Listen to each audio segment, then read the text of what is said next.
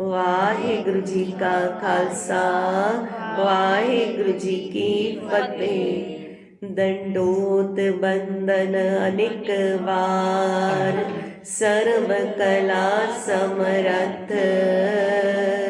Dolan तेरा को प्रभु नानक दे कर हाथ। जिसो चंदा उगवै सूरज चढ़े हजार।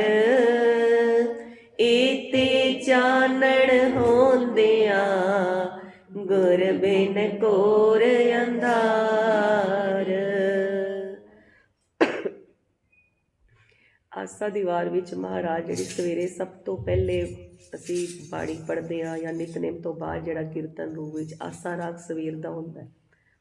ਉਹਦੇ 'ਚ महाराज ने जो नित विच बरकत पाई वो शुरू विच ही बरकत पाई। जे सो चंदा उगवै सूरज चढ़े हजार। एते चानण होंदिया गुर बिन घोर अंधार। महाराज की कह रहे ने जे सो चंद्रमा प्रकाशमान हो जाण हज़ारां ही सूरज चढ़ जाण उन्ना जिन्ना बराबर जिन्ना चानण है उन्ना चानण हो जाए। फिर भी जे असीं गुरु वाले नहीं साडा कोई साई कसम साडा कोई गुरु नहीं तो साडे वास्ते नीरा ही है। सिर्फ इनू अखरी अर्थ ना जानो कि भी इन्ना चानण हो जाए। इस तो भाव है भी कि जे सानू इन्ना ज्ञान हो जाए असीं इन्ना ज्ञान इकट्ठा कर लीए इन्नी गुरबाणी पढ़ पढ़ के विचार लईए पर असी गुरु ग्रंथ साहिब महाराज नूं दसां पातशाहियां नूं गुरु नहीं मन्निया। असी अमृत की दात नहीं लिती मोहर नहीं लगवाई। जब तक एक मर्यादा तो नहीं गुजरते तां तक असी कहते हाँ गुरु ग्रंथ साहिब महाराज पर असी गुरु गोबिंद सिंह महाराज पर असी गुरु कहण नूं कह रहे हाँ पर साडे वो गुरु नहीं है। जब तक असी खंडे बाटे की पौहल लैके उन्हां दे नादी बच्चे नहीं बने तो महाराज कहते कि तां तक इन्ना भी चानण हो जाए ਤਾਂ ਵੀ ਘੋਰ ਅੰਧਾਰ ਹੈ। ਤਾਂ ਹੀ ਤੇ ਭਾਈ ਡਲ ਜੀ ਨੂੰ ਕਿਹਾ ਨਾ ਵੀ ਨਾ ਉੱਤੇ ਚਾਨਣ ਹੋਣਾ ਤੁਹਾਡੇ ਲਈ ਤੇ ਨਾ ਤੁਹਾਨੂੰ ਦਰਗਾਹ 'ਚ ਸਥਾਨ ਮਿਲਣਾ ਹੈ। ਉਹਨਾਂ ਨੂੰ ਵੀ ਤੇ ਦੇ ਰਹੇ ਸੀ ਨਾ ਬੁਨਿਆਦੀ ਜਿਹੜੀਆਂ ਦੁਨਿਆਵੀ ਜਿਹੜੀਆਂ ਉਹ ਹੈਗੀਆਂ ਨੇ ਬਰਕਤਾਂ महाराज ਆਪਣੇ ਉਹਨਾਂ ਨੂੰ ਦੇ ਰਹੇ ਸੀ। ਉਹਨਾਂ ਦੇ ਘਰ ਵਿੱਚ ਸਭ ਧਨ ਦੌਲਤ ਅੰਬਾਰ ਲੱਗੇ ਹੋਏ ਸੀ। ਇੰਨੇ ਸਿੱਖ ਉਹਨਾਂ ਦੇ ਨਾਲ ਸੀ। ਫਿਰ महाराज ਉਹਨਾਂ ਨੂੰ ਆਪਣੇ ਸਰੀਰ ਦੀਆਂ ਵਸਤੂਆਂ ਵੀ ਭੇਟ ਕਰ ਰਹੇ ਸੀ। ਕੱਪੜੇ ਵਸਤਰ ਜੋ ਪਹਿਨੇ ਨੇ ਜੋ ਕੇਸ ਨੇ ਕੰਗਾ ਕੇਸਾ ਸਣੀ ਕੰਗਾ ਹੈ ਉਹ ਸਭ ਵੀ। ਪਰ महाराज ਨੇ ਫਿਰ ਵੀ ਕਿਹਾ ਵੀ ਪੀੜੀ ਜਿੰਨੀ ਜਗ੍ਹਾ ਕੀ ਸੂਈ ਦੀ ਨੋਕ ਜਿੰਨੀ ਜਗ੍ਹਾ ਵੀ ਨਹੀਂ। ਤੇ ਇਸ ਤੋਂ ਭਾਵ ਕੀ ਹੈ ਕਿ ਗੁਰੂ ਤੋਂ ਬਗੈਰ ਪਾਰ ਨਹੀਂ ਹੋਇਆ ਜਾ ਸਕਦਾ। पावै मुकत ना होर थै कोई पिछों विवेकिया जाए। जे असीं होर थावां ते जाके मुक्ति लभदे हाँ तो साडी विवेक बुद्ध भी नष्ट हो जाती है। पावै मुकत फिर मुक्ति किवें मिलती है जे सतगुरु दे महाराज दे चरणां च आए तो पावै मुकत ना होर थै कोई पिछों विवेकिया जाए। अनेक जूनी परम आवै विण सतगुरु मुकत ना पाए। फिर मुकत पाए लाग चरणी सतगुरु शब्द सुनाए। फिर मुकत पाए लाग चरणी कि चरणा नूं आके लगे अपना सीस भेट दवे। फिर मुकत पाए लाग चरणी सतगुरु शब्द सुनाए। फिर जेड़ा पंजा प्यारियां दे राही जेड़ा सतगुरु शब्द सुणांदे ने वाहिगुरु मंत्र की दात देंदे ने पंज बाणियां की दात देंदे ने पंज ककारां की रहत देंदे ने फिर मुक्ति मिलती है। महाराज कहते भी ये लोक सुखीए पर लोक सुहेले करने ने ते भाई कोई साई खसम कर लो कोई गुरु कर लो ताई ते बेड़ा पार होएगा ना। जिन्हों जिस दे घर दा कोई मालक नहीं होंदा ਉਹਨੂੰ ਸਾਰੇ ਆ ਕੇ ਘੇਰਾ ਪਾ ਲੈਂਦੇ ਨੇ। ਪਤਾ ਕਿ ਇਹਦੇ ਉੱਪਰ ਹੀ ਸਾਰਾ ਆਕਰਮਣ ਕਰੋ ਇਹਦੇ ਤੇ ਆਪਣਾ ਗੁੱਸਾ ਲਾਓ ਕਿਸੇ ਨੂੰ ਕੋਈ ਵੀ ਲਾਨਤ ਪਾਣੀ ਇਹਦੇ ਉੱਪਰ ਪਾਓ ਇਹਦਾ ਕੋਈ ਕਿਹੜਾ ਹੈਗਾ। ਪਰ ਜੇ ਸਾਡੇ ਕੋਲ ਮਾਲਕ ਵਾਹਿਗੁਰੂ ਹੈ ਨੇ ਜਿਸ ਦਾ ਸਾਹਿਬ ਡਾਢਾ ਹੋਏ ਕਿਸ ਨੂੰ ਮਾਰ ਨਾ ਸਕੇ ਕੋਈ। ਜੇ ਸਾਡੇ ਕੋਲ ਸਾਡਾ ਪਿਆਰਾ ਡਾਢਾ ਰੱਬ ਹੈ ਸਾਡੇ ਕੋਲ ਸਾਡਾ ਪਿਆਰਾ ਡਾਢਾ ਮਾਲਕ ਧੰਨ ਗੁਰੂ ਗੋਬਿੰਦ ਸਿੰਘ ਮਹਾਰਾਜ ਹੈ ਨਹੀਂ ਤੇ ਫਿਰ ਅਸੀਂ ਦਰ ਛੋਟਾ ਖਾਈਏ। जो जड़ा गुरु के भाणे विच नहीं आता जो अपने भाणे चलता है वह की होंदा है विछड़ चोटा खावे। वो विछड़ के महाराज तो इस लोक विच भी चोटा खांदा है ते अगले परलोक विच भी जाके वो चोटा ही खांदा है। जिहड़ा गुरु के भाणे विच आंदा है ਉਹ ਫਿਰ ਸਦ ਖੁਸ਼ੀਆਂ ਕੀਰਤਨ ਜਪ ਨਾਮ, ਉਹ ਫਿਰ ਸਦਾ ਹੀ ਖੁਸ਼ੀਆਂ ਲੱਖ ਖੁਸ਼ੀਆਂ ਪਾਤਸ਼ਾਹੀਆਂ ਜੇ ਸਤਿਗੁਰੂ ਨਦਰ ਕਰੇ। ਵੀ ਜੇ ਇਹ ਬੜਾ ਵੱਡਾ ਅੱਖਰ ਹੈ ਵਿੱਚ, ਜੇ ਸਤਿਗੁਰੂ ਨਦਰ ਕਰੇ, ਜੇ ਸਤਿਗੁਰੂ ਨਦਰ ਕਰੇ, ਜੇ ਸਾਡੇ ਕੋਲ ਸਤਿਗੁਰੂ ਹੋਣ, ਜੇ ਅਸੀਂ ਸਤਿਗੁਰੂ ਨੂੰ ਆਪਣਾ ਸਤਿਗੁਰੂ ਮੰਨਿਆ ਹੋਵੇ, ਤੇ ਮਹਾਰਾਜ ਕਹਿੰਦੇ ਨੇ ਤੇ ਸਾਰੀ ਬਰਕਤਾਂ ਨੇ। ਨਹੀਂ ਤੇ ਫਿਰ ਇੰਨਾ ਚਾਨਣ ਹੁੰਦਿਆਂ, ਇੰਨਾ ਗਿਆਨ ਹੁੰਦਿਆਂ, ਇੰਨੀ ਚਾਹੇ ਨੇਮ ਹੁੰਦਿਆਂ, ਸਾਡੇ ਨੇਮ ਵੀ ਬੜੇ ਹੋਣ, ਇੰਨੇ ਨੇਮ ਹੋਣ ਸਾਡੇ, ਪਰ ਅਸੀਂ ਫਿਰ ਜਦ ਤੱਕ ਗੁਰੂ ਦਾ ਸ਼ਬਦ ਨਹੀਂ ਸੁਣਿਆ, ਗੁਰੂ ਨੂੰ ਗੁਰੂ ਨਹੀਂ ਮੰਨਿਆ, ਜਦ ਤੱਕ ਗੁਰੂ ਦੀ ਸ਼ਰਨ ਵਿੱਚ ਜਾ ਕੇ ਉਹਨਾਂ ਦੇ ਚਰਨਾਂ 'ਤੇ ਆਪਣਾ ਸੀਸ ਭੇਟ ਨਹੀਂ ਦਿੱਤਾ, ਤਾਂ ਤੱਕ ਫਿਰ ਸਾਡੇ ਵਾਸਤੇ ਤਾਂ ਹਨੇਰਾ ਹੀ ਹਨੇਰਾ ਹੈ। ਹੋਰਾਂ ਵਾਸਤੇ ਹੋ ਸਕਦਾ ਚਾਨਣ, ਕਿਉਂਕਿ ਜੋ ਵੀ ਅਮੋਲਕ ਵਸਤੂਆਂ ਨੇ ਉਹ ਗੁਰ ਪ੍ਰਸਾਦ ਨਾਲ ਹੀ ਮਿਲ ਸਕਦੀਆਂ ਨੇ। ਆਤਮਾ ਅਤੇ ਪਰਮਾਤਮਾ ਦਾ ਸਿਰਫ ਮਿਲਾਪ ਹੀ ਨਹੀਂ, ਹੋਰ ਵੀ ਜੋ ਅਸੀਂ ਲੋੜੀ ਦੀਆਂ ਸਾਨੂੰ ਦਾਤਾਂ, ਉਹ ਗੁਰੂ ਪ੍ਰਸਾਦ ਨਾਲ ਮਿਲਦੀਆਂ ਨੇ। ਮਹਾਰਾਜ ਨੇ ਜਿਹੜੇ ਸਾਨੂੰ ਫਿਰ ਮੰਤਰ ਬਖਸ਼ਣੇ ਨੇ, ਜਦੋਂ ਅਸੀਂ ਅੰਮ੍ਰਿਤ ਦੀ ਦਾਤ ਲੈਣੀ ਹੈ, ਸਾਡਾ ਪਹਿਲਾ ਬੀਜ ਮੰਤਰ ਹੀ ਇੱਕ ਓਂਕਾਰ ਸਤਿਗੁਰ ਪ੍ਰਸਾਦ, ਕਿ ਸਤਿਗੁਰੂ ਦੇ ਪ੍ਰਸਾਦ ਨਾਲ, ਕਿਰਪਾ ਨਾਲ ਹੀ ਸਭ ਕੁਝ ਮਿਲਣਾ ਹੈ।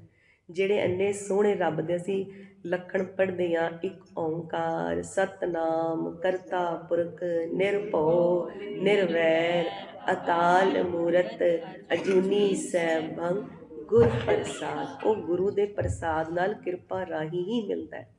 ਫਿਰ ਇਹ ਸਾਡਾ ਜਿਹੜਾ ਅਸੀਂ ਪੜ੍ਹਿਆ ਗੁਰ ਪ੍ਰਸਾਦ ਤੱਕ, ਇਹ ਸਾਡਾ ਮਹਾਮੰਤਰ, ਇਹਨੂੰ ਕਹਿੰਦੇ ਆ ਮਹਾਮੰਤਰ। ਇੱਕ ਓਂਕਾਰ ਸਤਿਗੁਰ ਪ੍ਰਸਾਦ ਨੂੰ ਕਹਿੰਦੇ ਆ ਬੀਜ ਮੰਤਰ। ਵਾਹਿਗੁਰੂ ਨੂੰ ਫਿਰ ਸਾਨੂੰ ਜਦੋਂ ਮਿਲਦਾ ਹੈ, ਉਹ ਹੁੰਦਾ ਸਾਡਾ ਗੁਰੂ ਮੰਤਰ।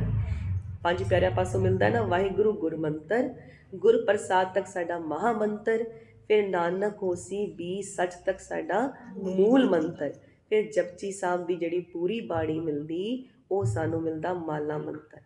ਹੁਣ ਜਿਹੜੇ ਸਾਡੇ ਗੁਰੂ ਗ੍ਰੰਥ ਸਾਹਿਬ ਮਹਾਰਾਜ ਦਾ ਜਿਨ੍ਹਾਂ ਨੇ ਵੀ ਪਾਠ ਕੀਤੇ ਹੋਣਗੇ, ਸਹਿਜ ਪਾਠ ਜਾਂ ਅਖੰਡ ਪਾਠ, ਮਹਾਰਾਜ ਦੀ ਹਾਜ਼ਰੀਆਂ ਭਰੀਆਂ ਹੋਣਗੀਆਂ, ਉਹਨਾਂ ਨੂੰ ਪਤਾ ਹੈ ਕਿ ਸ਼ੁਰੂਆਤ ਵਿੱਚ ਹੀ ਪਹਿਲੇ ਜਪਜੀ ਸਾਹਿਬ ਦੀ ਬਾਣੀ, ਰਹਿਰਾਸ ਸਾਹਿਬ ਦੀ ਬਾਣੀ ਅਤੇ ਸੋਹਿਲਾ ਸਾਹਿਬ, ਪਰ ਮਹਾਰਾਜ ਨੇ ਪਹਿਲੇ ਹੀ ਉਹ ਬਰਕਤ ਪਾਈ ਕਿ ਇਹ ਤੇ ਸਿੱਖ ਪਾਸ ਹੋਣ ਹੀ ਹੋਣ। ਫਿਰ ਜਦੋਂ ਉਸ ਚਰਨ ਪਹੁਲ ਦਾ ਮਹਾਰਾਜ ਨੇ ਖੰਡੇ ਦੀ ਧਾਰ ਨਾਲ ਤੇਜ ਵਧਾਇਆ, ਅਤੇ ਮਹਾਰਾਜ ਨੇ ਫਿਰ ਜਾਪ ਸਾਹਿਬ, ਤਪ ਪ੍ਰਸਾਦ ਸਵਈਏ ਅਤੇ ਚੌਪਈ ਸਾਹਿਬ ਦੀ ਬਰਕਤ ਪਾ ਦਿੱਤੀ। ਗੁਰੂ ਅਰਜਨ ਦੇਵ ਪਾਤਸ਼ਾਹ ਨੇ ਵਿੱਚ ਮਹਾਰਾਜ ਨੇ ਸੁਖਮਨੀ ਸਾਹਿਬ ਦੀ ਬਰਕਤ ਪਾਈ। ਬਹੁਤ ਅਸੀਂ ਸੁਖਮਨੀ ਸਾਹਿਬ ਵੀ ਨੇਮ ਵਿੱਚ ਹੀ ਪੜ੍ਹ ਲਈਦਾ, ਅਤੇ ਮਹਾਰਾਜ ਦੀ ਇਹ ਬਰਕਤਾਂ ਤੋਂ ਵਾਂਝੇ ਨਾ ਰਹਿ ਜਾਈਏ। ਵੀ ਗੁਰੂ ਦੇ ਹੁੰਦੇ ਹੋਏ, ਸੰਗਤ ਕਰਦੇ ਹੋਏ, ਫਿਰ ਸਾਡੇ ਮਾੜੇ ਭਾਗ ਨਾ ਬਣਨ। ਜੋ ਜ਼ਿਆਦਾਤਰ ਸੁਣੀਦਾ ਨਾ, ਕੁਛ ਤੇ ਪਹਿਲੇ ਅਸੀਂ ਪ੍ਰਸ਼ਨਾਂ 'ਤੇ ਵਿਚਾਰ ਕਰ ਬੈਠੇ ਹਾਂ, ਕੋਈ ਕਹਿਣਗੇ ਵੀ ਉਹ ਗੁਰੂ ਨਾਨਕ ਪਾਤਸ਼ਾਹ ਤੋਂ ਨਹੀਂ ਚੱਲੀ ਆ ਰਹੀ ਦਾਤ। ਸਾਡੇ ਸਾਰੇ ਗੁਰੂ ਸਾਹਿਬਾਨ ਅੰਮ੍ਰਿਤਧਾਰੀ ਸੀ। ਗੁਰੂ ਨਾਨਕ ਦੇਵ ਪਾਤਸ਼ਾਹ ਨੇ ਆਪ ਅਕਾਲ ਪੁਰਖ ਆਪਣੇ ਨਿਰਗੁਣ ਸਰੂਪ ਪਾਸੋਂ ਹੀ ਅੰਮ੍ਰਿਤ ਦੀ ਦਾਤ ਲਈ। ਜਦੋਂ ਅਸੀਂ ਭਾਈ ਗੁਰਦਾਸ ਜੀ ਦੀ ਵਾਰਾਂ ਪੜ੍ਹਦੇ ਹਾਂ, ਜਾਂ ਅਸੀਂ ਜਦੋਂ ਇਤਿਹਾਸ ਦੇ ਦਰਸ਼ਨ ਕਰਦੇ ਹਾਂ, ਅਸੀਂ ਪੜ੍ਹਦੇ ਹਾਂ ਨਾ ਕਿ ਮਹਾਰਾਜ 3 ਦਿਨ ਵਈ ਨਦੀ 'ਚ ਗਏ, ਅਤੇ ਮਹਾਰਾਜ ਸੱਚਖੰਡ ਗਏ। ਸੱਚਖੰਡ ਮਹਾਰਾਜ ਨੂੰ ਫਿਰ ਮਹਾਰਾਜ ਨੇ ਕੀ ਲਿੱਤਾ, ਉੱਥੋਂ ਦੀ ਅੰਮ੍ਰਿਤ ਦੀ ਦਾਤ ਲਿੱਤੀ। ਅਤੇ ਅਕਾਲ ਪੁਰਖ ਵੱਲੋਂ ਮਹਾਰਾਜ ਨੇ ਜੋ ਸਰਗੁਣ ਔਰ ਨਿਰਗੁਣ ਸਰੂਪ ਇੱਕ ਹੋਏ ਮਹਾਰਾਜ ਦੇ, ਅਤੇ ਇਹ ਬਰਕਤ ਮਿਲੀ ਕਿ ਇਹ ਅੰਮ੍ਰਿਤ ਜਾ ਕੇ ਆਪ ਇੱਥੇ ਮਹਾਰਾਜ ਨੇ ਛਕਿਆ ਸੱਚਖੰਡ ਵਿੱਚ, ਅਤੇ ਜਾ ਕੇ ਵੰਡੋ। ਆਪ ਮਹਾਰਾਜ ਗੁਰੂ ਨਾਨਕ ਪਾਤਸ਼ਾਹ ਅੰਮ੍ਰਿਤਧਾਰੀ ਗੁਰੂ ਨੇ ਸਾਡੇ, ਕਿਉਂਕਿ ਉਹਨਾਂ ਨੇ ਅੰਮ੍ਰਿਤ ਦੀ ਦਾਤ ਸੱਚਖੰਡ ਵਿਖੇ ਪ੍ਰਾਪਤ ਕੀਤੀ ਪਹਿਲੇ ਸਾਨੂੰ ਵੰਡਣ ਲਈ। ਨਿਮਰਤਾ ਵੀ ਉੱਥੋਂ ਹੀ ਲੈ ਕੇ ਆਏ। ਫਿਰ ਉਸ ਤੋਂ ਉਪਰੰਤ ਗੁਰੂ ਅੰਗਦ ਦੇਵ ਪਾਤਸ਼ਾਹ ਜਦੋਂ ਭਾਈ ਲਹਿਣਾ ਜੀ ਦੇ ਰੂਪ ਵਿੱਚ ਆਏ ਨੇ, ਉਹਨਾਂ ਨੇ ਚਰਨ ਪਹੁਲ ਲਿੱਤੀ ਮਹਾਰਾਜ ਕੋਲੋਂ, ਫਿਰ ਉਹ ਗੁਰੂ ਅੰਗਦ ਦੇਵ ਪਾਤਸ਼ਾਹ ਬਣੇ। ਸਾਡੇ 10 ਦੇ 10 ਗੁਰੂ ਸਾਹਿਬਾਨ, ਗੁਰੂ ਗੋਬਿੰਦ ਪਾਤਸ਼ਾਹ ਮਹਾਰਾਜ ਪਹਿਲੇ ਗੁਰੂ ਤੇਗ ਬਹਾਦਰ ਸਾਹਿਬ ਕੋਲੋਂ ਚਰਨ ਪਹੁਲ ਲਿੱਤੀ ਹੋਈ ਹੈ। ਫਿਰ ਮਹਾਰਾਜ ਨੇ ਜਦੋਂ ਹੁਣ ਨਵਾਂ ਰੰਗ ਬਖਸ਼ਿਆ ਸਾਨੂੰ, ਕਿਉਂਕਿ ਹੁਣ ਜਦੋਂ ਸਰਗੁਣ ਦੀ ਲੀਲਾ ਸਮਾਪਤ ਕਰਨੀ ਹੈ, ਆਪਣੇ ਸਰੀਰ ਦੀ ਲੀਲਾ ਸਮਾਪਤ ਕਰਨੀ ਹੈ, ਖੇਡ ਨੂੰ ਅੱਗੇ 5 ਪਿਆਰਿਆਂ 'ਚ ਵਰਤਾਣਾ ਹੈ, ਅਤੇ ਮਹਾਰਾਜ ਨੇ 5 ਪਿਆਰਿਆਂ ਤੋਂ ਵੀ ਫਿਰ ਅੰਮ੍ਰਿਤ ਦੀ ਦਾਤ ਲਿੱਤੀ। ਜਦ ਸਾਡੇ ਗੁਰੂ ਹੀ ਅੰਮ੍ਰਿਤਧਾਰੀ ਨੇ, ਤਾਂ ਫਿਰ ਅਸੀਂ ਕਿਵੇਂ ਸੋਚ ਸਕਦੇ ਹਾਂ ਕਿ ਬਿਨਾਂ ਅੰਮ੍ਰਿਤ ਛਕੇ ਸਾਡਾ ਗੁਜ਼ਾਰਾ ਹੋ ਜਾਏਗਾ। ਪਹਿਲੀ ਗੱਲ ਤਾਂ ਆਪਣੇ ਮਨ 'ਚ ਸ਼ੰਕਾ ਕੱਢ ਦਿਓ ਕਿ ਬਿਨਾਂ ਅੰਮ੍ਰਿਤ ਤੋਂ ਗੁਜ਼ਾਰਾ ਹੋ ਜਾਏਗਾ। ਫਿਰ ਅਸੀਂ ਹੋਰ ਪਿੱਛੇ ਕਈ ਪ੍ਰਸ਼ਨਾਂ 'ਤੇ ਵਿਚਾਰ ਕਰ ਆਏ ਹਾਂ। ਜ਼ਿਆਦਾਤਰ ਜੋ ਅਸੀਂ ਸੁਣਦੇ ਹਾਂ ਨਾ, ਜਦੋਂ ਹੁਕਮ ਹੋਏਗਾ ਤਾਂ ਛਕ ਲਵਾਂਗੇ, ਜਦੋਂ ਹੁਕਮ ਹੋਏਗਾ ਤਾਂ ਛਕ ਲਵਾਂਗੇ। ਇੱਕ ਮੈਨੂੰ ਇਸ ਗੱਲ 'ਤੇ ਦੁਵਿਧਾ ਆਉਂਦੀ ਹੈ, ਕੋਈ ਤੁਸੀਂ ਨੌਕਰੀ ਦੇ ਫਾਰਮ ਭਰਦੇ ਹੋ, ਨੌਕਰੀ ਲੈਣ ਜਾਂਦੇ ਹੋ, ਪੇਪਰ ਦਿੰਦੇ ਹੋ, ਕੋਈ ਸਕੂਲ ਐਡਮਿਸ਼ਨ ਲੈਂਦੇ ਹੋ, ਕੋਈ ਨਵਾਂ ਕੱਪੜਾ ਲੈਂਦੇ ਹੋ, ਕੋਈ ਨਵੀਂ ਗੱਡੀ ਲੈਂਦੇ ਹੋ, ਅਤੇ ਹੁਕਮ ਦੀ ਪਛਾਣ ਕਿਸ ਤਰ੍ਹਾਂ ਕਰਦੇ ਹੋ ਕਿ ਹੁਕਮ ਹੋ ਗਿਆ ਕਿ ਇਹ ਸਾਰੇ ਕੰਮ ਕਰ ਲਈਏ। ਅੰਮ੍ਰਿਤ ਛਕਣ ਵਾਸਤੇ ਤੁਹਾਨੂੰ ਵਿਸ਼ੇਸ਼ ਤੌਰ 'ਤੇ ਇੰਤਜ਼ਾਰ ਹੈ ਕਿ ਹੁਕਮ ਹੋਏਗਾ। ਇਹ ਜਿਹੜੇ ਸੰਸਾਰਿਕ ਕਾਰ ਵਿਹਾਰ ਗ੍ਰਸਤ ਜੀਵਨ ਦੇ ਸਾਰੇ ਕਰਦੇ ਹੋ, ਉਹਦੇ ਵਿੱਚ ਹੁਕਮ ਦੀ ਪਛਾਣ ਕਿਵੇਂ ਕਰਦੇ ਹੋ? ਇਹ ਆਪਣੇ ਉਦਮ ਨਾਲ ਕਰਦੇ ਹੋ ਨਾ। ਫਿਰ ਜਦੋਂ ਨਹੀਂ ਉਹ ਚੀਜ਼ ਮਿਲਦੀ ਫਿਰ ਕਹਿੰਦੇ ਹੋ ਹੁਕਮ ਨਹੀਂ ਹੋਏਗਾ ਤਾਂ ਨਹੀਂ ਮਿਲ ਰਹੀ। ਪਹਿਲੇ ਉਦਮ ਤੇ ਕਰਦੇ ਆ ਨਾ ਅਸੀਂ, ਜਦੋਂ ਨਹੀਂ ਮਿਲਦੀ ਫਿਰ ਸੋਚਦੇ ਆ ਵੀ ਹੁਕਮ ਵਿੱਚ ਨਹੀਂ ਹੈ, ਸਾਨੂੰ ਨਹੀਂ ਮਿਲ ਰਹੀ। ਆ ਕੇ ਮਿੰਨਤਾਂ ਤਰਲੇ ਵੀ ਪਾਉਂਦੇ ਆ, ਗ੍ਰੰਥੀ ਸਿੰਘ ਪਾਸੋਂ ਅਰਦਾਸਾਂ ਬੇਨਤੀਆਂ ਜੋਦੜੀਆਂ ਵੀ ਕਰਦੇ ਆ, ਤਾਂ ਅਸੀਂ ਇੰਤਜ਼ਾਰ ਕਰਦੇ ਆ ਵੀ ਹੁਕਮ ਹੋਏਗਾ ਤੇ ਮਿਲੇਗੀ। ਤੇ ਇਹ ਤੇ ਨਹੀਂ ਅਸੀਂ ਕਰਦੇ ਇੰਤਜ਼ਾਰ। ਇੱਥੇ ਅਸੀਂ ਇੰਤਜ਼ਾਰ ਕਰ ਰਹੇ ਹਾਂ। ਮਤਲਬ ਕਿਉਂ ਇੰਤਜ਼ਾਰ ਕਰ ਰਹੇ ਹਾਂ? ਕਿਆ ਸਾਡੀ ਅਵਸਥਾ ਫਿਰ ਇੰਨੀ ਉੱਪਰ ਹੈਗੀ ਹੈ? ਤੁਸੀਂ ਕੀ ਸੋਚਦੇ ਹੋ ਵੀ ਹੁਣ ਗੁਰੂ ਗੋਬਿੰਦ ਸਿੰਘ ਮਹਾਰਾਜ ਨੀਲੇ 'ਤੇ ਸਵਾਰ ਹੋ ਕੇ ਆ ਕੇ ਕਹਿਣਗੇ ਤੁਹਾਨੂੰ ਕਿ ਹੁਕਮ ਹੋ ਗਿਆ, ਛਕ ਲਓ, ਤਾਂ ਛਕਾਂਗੇ? ਕਿਸ ਤਰ੍ਹਾਂ ਦੇ ਹੁਕਮ 'ਤੇ ਇੰਤਜ਼ਾਰ ਹੋ ਰਹੀ ਹੈ? ਮੈਨੂੰ ਇਹ ਨਹੀਂ ਸਮਝ ਆਈ। ਵੀ ਸਾਰੀ ਸੰਗਤ ਨਾ ਸਭ ਦੇ ਘਰੋਂ ਘਰੀ ਵੀ ਪ੍ਰਚਾਰ ਕਰਨ ਗਏ ਨਾ, ਜਦੋਂ ਹੁਕਮ ਹੋਏਗਾ, ਜਦੋਂ ਹੁਕਮ ਹੋਏਗਾ, ਇਹੀ ਕਹਿੰਦੇ ਨੇ। ਫਿਰ ਹੋਰ ਆਪਣੀਆਂ ਦਲੀਲਾਂ ਦਿੰਦੇ ਨੇ, ਸਾਡਾ ਆਪਣਾ ਕਨੈਕਸ਼ਨ ਹੈਗਾ। ਅਸੀਂ ਹੁਣ ਕੱਲ੍ਹ ਇਸ ਗੱਲ 'ਤੇ ਵਿਚਾਰ ਕੀਤੀ, ਸਭਮੈ ਜੋਤ ਜੋਤ ਹੈ ਸੋਏ, ਤਿਸ ਦੇ ਚਾਨਣ ਸਭਮੈ ਚਾਨਣ। ਗੁਰ ਸਾਖੀ ਜੋਤ ਪ੍ਰਗਟ ਹੋਏ, ਗੁਰੂ ਦੀ ਸਿੱਖਿਆ ਨਾਲ ਪ੍ਰਗਟ ਹੋਣੀ ਹੈ। ਫਿਰ ਜੋਤ ਤਿਸ ਭਾਵੈ ਸੋ ਆਰਤੀ ਹੋਏ। ਮਹਾਰਾਜ ਕਿਰਪਾ ਕਰਨ ਸਾਨੂੰ ਇਹ ਸਾਡੇ ਮਨ ਨੂੰ, ਮਤ ਨੂੰ ਇਹ ਗੱਲ ਸਮਝ ਆ ਜਾਏ। ਜੇ ਨਹੀਂ ਸਮਝ ਆ ਰਹੀ ਨਾ, ਜਾਣੋ ਕਿ ਮੈਲ ਵਧੇਰੀ ਲੱਗੀ ਅੰਦਰ ਤੇ ਸਮਝ ਨਹੀਂ ਆ ਰਹੀ। ਤੇ ਧੱਕੇ ਨਾਲ ਵੀ ਕਈ ਵਾਰੀ ਕੋਈ ਕੰਮ ਕਰਨਾ ਪਏ ਨਾ ਤੇ ਕਰ ਲਓ, ਇਸ ਤੋਂ ਬਗੈਰ ਗੁਜ਼ਾਰਾ ਨਹੀਂ। ਕਿਉਂਕਿ ਹੁਣ ਜੇ ਕਰਾਂਗੇ ਪ੍ਰੇਮ ਨਾਲ, ਉਹਦੇ ਨਾਲ ਆਪਣੇ ਆਪ ਨੂੰ ਮਨਾ ਕੇ ਤੇ ਮਹਾਰਾਜ ਕੋਲੋਂ ਬੇਨਤੀਆਂ ਕਰ ਕਰਕੇ, ਮਹਾਰਾਜ ਮੇਰੇ ਅੰਦਰ ਇੰਨਾ ਪ੍ਰੇਮ ਪੈਦਾ ਕਰ ਦਿਓ ਕਿ ਮੈਨੂੰ ਇਹ ਸਹਿਜ ਵਿੱਚ ਲੱਗੇ, ਕਿ ਮੈਨੂੰ ਲੱਗੇ ਜ਼ਰੂਰੀ ਚੀਜ਼ ਹੈ। ਜਦੋਂ ਸਾਡਾ ਕਿਸੇ ਨਾਲ ਪ੍ਰੇਮ ਪੈ ਜਾਂਦਾ ਹੈ ਨਾ, ਤੇ ਸਾਨੂੰ ਤਾਂ ਉਹਦੇ ਨਾਲ ਅਨੰਤ ਕਾਰਜ ਕਰਾਉਣ ਦਾ ਵੀ ਜੀਅ ਜਾਂਦਾ ਹੈ। ਜਦ ਤੱਕ ਪ੍ਰੇਮ ਨਹੀਂ ਹੁੰਦਾ ਨਾ, ਇਹ ਮੇਰੀ ਆਪਣੀ ਗੱਲ ਹੈ ਕਿ ਜਦ ਤੱਕ ਮੇਰਾ ਅੰਦਰੋਂ ਪ੍ਰੇਮ ਨਹੀਂ ਸੀ ਨਾ, ਮੈਂ ਖੁਦ ਪਤਾ ਕੀ ਸੋਚਦੀ ਸੀ ਕਿ ਨਾ 5 ਬਾਣੀਆਂ ਦਾ ਨੇਮ ਫਿਰ ਬੰਧਨ ਹੋ ਜਾਏਗਾ। ਵੀ ਬੰਧਨ ਵਿੱਚ ਹੁਣ ਕਰਨਾ ਹੀ ਪਏਗਾ 5 ਬਾਣੀਆਂ ਦਾ ਨੇਮ। ਐਵੇਂ ਤੇ ਮੈਂ ਆਜ਼ਾਦ ਹਾਂ, ਜਦੋਂ ਮੇਰਾ ਦਿਲ ਕਰੇ ਮੈਂ ਜਿਹੜੀ ਮਰਜ਼ੀ ਬਾਣੀ ਪੜ੍ਹਾਂ। ਪਰ ਮੈਂ ਆਪਣੇ ਆਪ ਨੂੰ ਸਹੀ ਸਮਝ ਰਹੀ ਸੀ, ਪਰ ਅਸਲ 'ਚ ਮੈਂ ਗਲਤ ਸੀ। ਮੇਰੇ ਕੋਲ ਪ੍ਰੇਮ ਹੀ ਨਹੀਂ ਸੀ ਇੰਨਾ ਕਿ ਮੈਂ 5 ਬਾਣੀਆਂ ਦਾ ਰੋਜ਼ ਨਿਤਨੇਮ ਕਰਾਂ, ਇੰਨਾ ਪ੍ਰੇਮ ਨਹੀਂ ਸੀ ਅੰਦਰ। ਪਰ ਸਮਝ ਆਪਣੇ ਆਪ ਨੂੰ ਜਵਾਨੀ ਦੇ ਜੋਸ਼ ਵਿੱਚ ਠੀਕ ਰਹੀ ਸੀ ਕਿ ਪ੍ਰੇਮ ਜਿਹੜਾ ਹੁੰਦਾ ਹੈ ਆਜ਼ਾਦ ਹੁੰਦਾ ਹੈ। ਨਹੀਂ, ਪ੍ਰੇਮ ਆਜ਼ਾਦ ਹੁੰਦਾ ਹੈ, ਪਰ ਜਦੋਂ ਪ੍ਰੇਮ ਵੱਧਦਾ ਹੈ ਤਾਂ ਉਹ ਬੰਧਨ ਵਿੱਚ ਪੈਣਾ ਚਾਹੁੰਦਾ ਹੈ, ਉਹ ਚਾਕਰੀ ਕਰਨਾ ਚਾਹੁੰਦਾ ਹੈ ਆਪਣੇ ਇਸ਼ਟ ਦੀ। ਚਾਹੇ ਸਾਡਾ ਕੋਈ ਦੁਨਿਆਵੀ ਵੀ ਕਿਸੇ ਨੂੰ ਪ੍ਰੇਮ ਹੋ ਜਾਏ, ਸਾਨੂੰ ਕਿਸੇ ਨਾਲ, ਅਸੀਂ ਉਹਦੀ ਚਾਕਰੀ ਕਰਕੇ ਖੁਸ਼ ਹੁੰਦੇ ਹਾਂ ਨਾ। ਸਾਡਾ ਆਪਣੇ ਬੱਚੇ 'ਚ ਜਿਹੜਾ ਜਨਮਦਾ ਬਚਦਾ ਬੱਚਾ ਹੈ, ਉਹਦੇ ਵੀ ਸਾਡਾ ਬੜਾ ਪ੍ਰੇਮ ਤੇ ਮੋਹ ਹੁੰਦਾ। ਅਸੀਂ ਕਿੰਨੀ ਚਾਕਰੀ ਕਰਦੇ ਹਾਂ, ਉਹਨੂੰ ਕਿੰਨਾ ਚੁੰਮ ਚੱਟ ਕੇ ਰੱਖਦੇ ਹਾਂ, ਸਾਡੇ ਉੱਪਰ ਉਹ ਮਲ ਮੂਤਰ ਕਰ ਦਿੰਦਾ। ਅਸੀਂ ਰੋਟੀ ਖਾਂਦੇ ਹੁੰਦੇ ਹਾਂ ਤਾਂ ਵੀ ਅਸੀਂ ਬੜੇ ਪਿਆਰ ਨਾਲ ਸਫਾਈ ਕਰਦੇ ਹਾਂ। ਸਾਡਾ ਮੋਹ ਤੇ ਪ੍ਰੇਮ ਬਹੁਤ ਹੈ। ਜਿਹੜਾ ਪਿਆਰ ਹੁੰਦਾ ਹੈ, ਪ੍ਰੇਮ ਹੁੰਦਾ ਹੈ, ਉਹ ਹਮੇਸ਼ਾ ਚਾਕਰੀ ਵੱਲ ਅੱਗੇ ਕਦਮ ਵਧਾਉਂਦਾ ਹੈ। ਇਹ ਜਿਹੜਾ ਆਜ਼ਾਦ ਰਹਿਣਾ, ਇਹ ਹਉਮੈ ਦੀ ਨਿਸ਼ਾਨੀ ਹੈ ਕਿ ਮੈਂ ਤੇ ਫਰੀਡਮ ਚਾਹੀਦੀ ਹੈ। ਇਹ ਹਉਮੈ ਦੀ ਨਿਸ਼ਾਨੀ ਹੈ ਅਸਲ ਵਿੱਚ। ਪਰ ਸਾਨੂੰ ਸਾਡੀ ਮੱਤ ਵਿਗੜੀ ਹੋਈ ਹੁੰਦੀ, ਸਾਨੂੰ ਸਮਝ ਨਹੀਂ ਪੈਂਦੀ। ਤੇ ਜਦੋਂ ਨਿਤਨੇਮ ਦੀ ਬਾਣੀ ਨਾਲ ਪ੍ਰੇਮ ਪੈ ਗਿਆ ਨਾ, ਜਦੋਂ ਅੰਮ੍ਰਿਤ ਵੇਲਾ ਸੰਭਾਲਿਆ, ਕਦੀ ਕਿਸੇ ਗੁਰਮੁਖਾਂ ਦੀ ਸੰਗਤ ਵਿੱਚ ਪੈ ਕੇ ਜਦੋਂ ਅੰਮ੍ਰਿਤ ਵੇਲਾ ਵਿੱਚ ਉਹ ਨਿਤਨੇਮ ਦੀ ਬਾਣੀਆਂ ਪੜ੍ਹੀਆਂ, ਉਸ ਦਿਨ ਮਨ ਵਿੱਚ ਵਿਚਾਰ ਆਈ ਕਿ ਹੇ ਮਨਾ, ਹੁਣ ਇਹ ਕਿਤੇ ਖੁੱਸ ਨਾ ਜਾਏ ਮੇਰੇ ਕੋਲੋਂ। ਤੇ ਹੁਣ ਤੇ ਬੰਧਨ ਵਿੱਚ ਪੈ ਜਾਈਏ ਕਿ ਜੇ ਕਿਸੇ ਦਿਨ ਮਨ ਨੇ ਕਿਹਾ ਵੀ ਨਾ ਕਿ ਨਹੀਂ ਪੜ੍ਹਨਾ, ਤੇ ਅੰਮ੍ਰਿਤ ਛਕਿਆ ਹੋਏਗਾ ਤੇ ਲਾਜ ਹੋਏਗੀ ਤੇ ਜ਼ਰੂਰ ਪੜਾਂਗੀ, ਚਾਹੇ ਮਨ ਕਹੇਗਾ ਕਿ ਨਹੀਂ ਪੜ੍ਹਨਾ। ਉਸ ਦਿਨ ਬੰਧਨ ਵਿੱਚ ਪੈਣਾ ਬੜਾ ਚੰਗਾ ਲੱਗਿਆ ਸੀ।